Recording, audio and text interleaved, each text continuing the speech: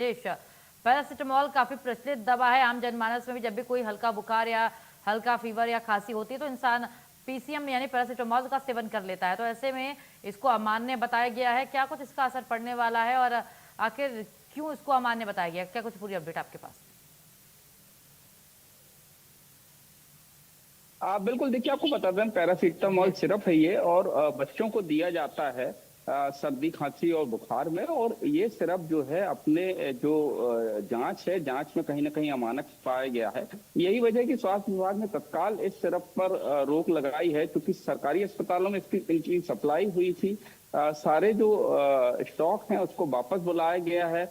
जो paracetamol paediatric oral suspension IP 125 mg 5 ml batch number 41507 है, उस पर रोक लगाई है। और इस बैच के जितने भी स्टॉक है उसको वापस बुलाया गया, क्योंकि सरकारी अस्पतालों में इसकी सप्लाई हुई थी। डॉक्टर्स जो है वो इसको प्रिस्क्राइब करते थे बच्चों को देने के लिए, लेकिन कहीं ना कहीं भोपाल की जो ड्रग टेस्टिंग लैब है वहां से इसके नमूने फेल हुए हैं, अमानक पाए गए हैं। यही वजह है कि सभी जगह से इस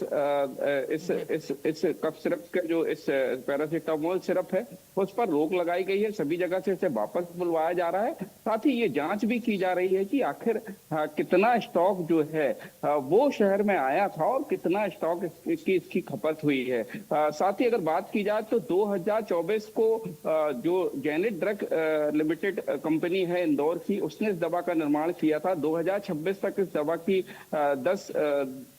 10 माह 2026 तक इस दवा की जो है वो एक्सपायरी डेट थी। लेकिन उसके पहले ही कहीं ना कहीं जो रूटीन ड्रग ट्रायल होता है, जांच होती है, लैब टेस्टिंग होती है, उसमें ये इसके नमूने फेल पाए गए हैं।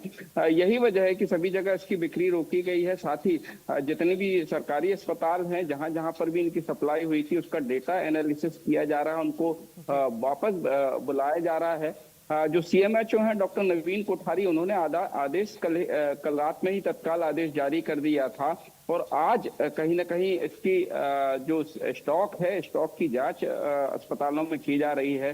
साथ ही ये पता लगाने का प्रयास किया जा रहा है कि आखिर जो इंदौर की जेनिथ ड्रग प्राइवेट लिमिटेड है वहां से कितनी स्टॉक यहाँ पर आया था, कितना और उम्मीद है आने वाले समय में चीजें और स्पष्ट रूप से सामने आए। फिलहाल बहुत शुक्रिया राजेश आपका तमाम जानकारी के लिए।